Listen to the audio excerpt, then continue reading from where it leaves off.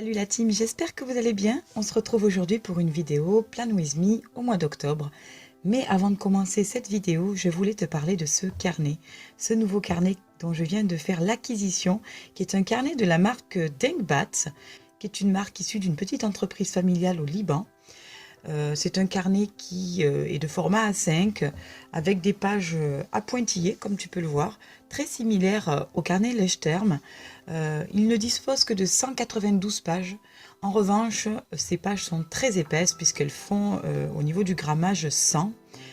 J'aime beaucoup parce que c'est une entreprise qui a vraiment à cœur de protéger l'environnement puisque la couverture est en cuir vegan.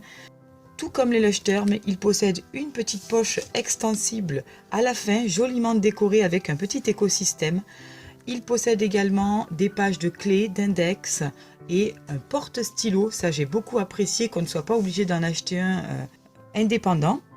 Le papier qui est utilisé également est un papier certifié FSC. FSC, c'est un label qui favorise la gestion responsable des forêts. Et également, il est imprimé avec une encre sans acide. Et voilà, j'aime beaucoup les valeurs écologiques qu'il défend. L'infographie à l'intérieur présente un écosystème qui est menacé par l'homme. Alors il y en a 4 ou 5 différents, il me semble, sur leur site. Moi, celui que j'ai choisi, c'est celui-ci. Je l'ai beaucoup aimé pour sa couleur un petit peu bleue. Je suis dans ma période bleue. Et donc, il est décoré d'un petit corail avec une tortue et un hippocampe. Et il y en a d'autres qui représentent d'autres écosystèmes qui sont menacés. Et on nous indique tout ce qui concerne cet écosystème et de quelle façon on peut éviter de dégrader encore ce dernier. Alors, c'est écrit en anglais, donc si tu n'es pas bilingue, c'est un petit peu compliqué quand même. Et maintenant, je propose de te montrer comment j'ai réalisé les premières pages de ce carnet. Mon système de clés reste vraiment très simple. Je me sers uniquement de ces petites clés. Il n'y en a que 4. C'est beaucoup plus synthétique et beaucoup plus facile à utiliser.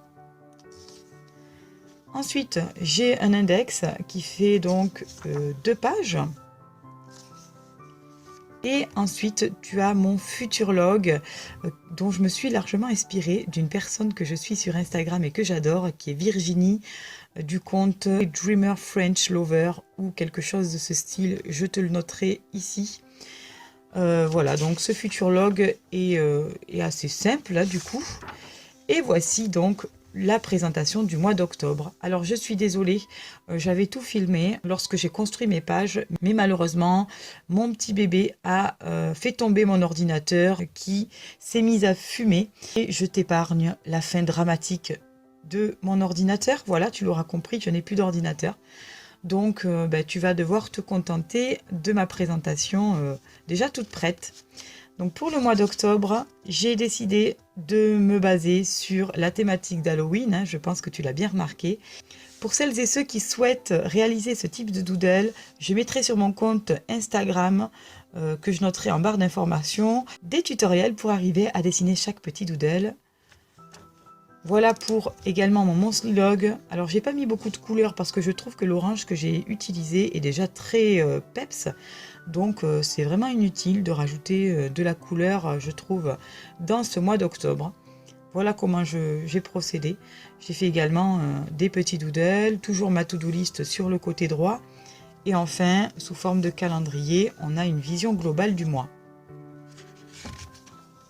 Sur la page suivante, sur la page de gauche, tu trouveras le petit cadre que je réserve à l'édition de mes vidéos. Je note un peu la thématique, si j'ai fait le tournage, le montage, l'édition. Et ensuite, j'ai trouvé ça plutôt sympa de faire des petites bouteilles de potions magiques pour indiquer les choses que je ne dois pas oublier, les choses importantes et ce que j'aurai à payer durant ce mois d'octobre. La page de droite sera réservée à ma gratitude. Voilà. Donc là encore, j'ai repris quelques doodles, mais c'est assez simplifié. Sur la page suivante, tu retrouveras mon tracker. Ce coup-ci, j'ai essayé de tout caser sur une seule page. Mon tracker ainsi que celui de ma fille. Voilà, je vais essayer d'expérimenter ça pour le mois d'octobre.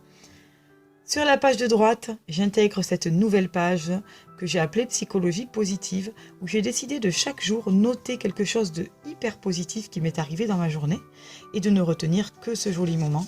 Donc un jour, un petit bonheur.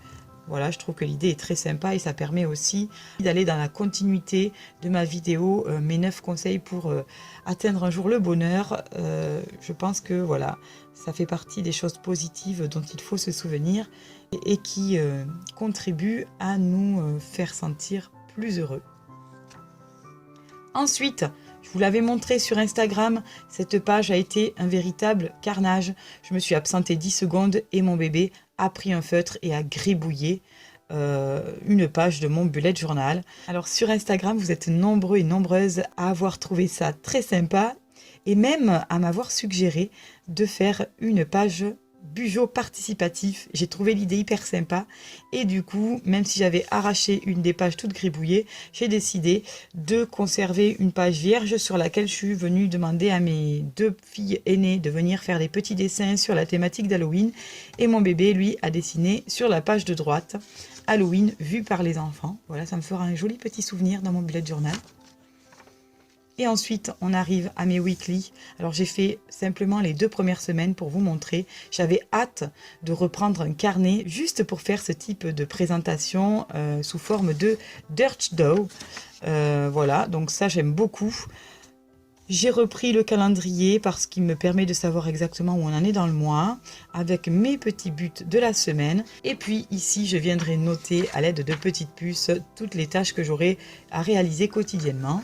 Sur la page de droite, j'ai gardé une place pour la phase lunaire parce que le dimanche 7 octobre, nous serons la nouvelle lune et que j'ai des petits rituels que je mets en place. Et ensuite, une liste des choses à faire pour cette semaine-là. Pour la deuxième semaine, même principe, j'ai gardé cette présentation que j'aime beaucoup. Alors, tu commences à me connaître si tu me suis, tu sais qu'en plus de mes petites tâches à réaliser, je réalise toujours des petits doodles quotidiens. Donc, je pense qu'il va y avoir un petit peu d'animation supplémentaire dans ces pages. Donc là encore, j'ai fait une petite sorcière avec un balai, j'ai trouvé ça assez mignon. Et j'y noterai sous forme de points tout ce que j'aurai à faire cette semaine-là.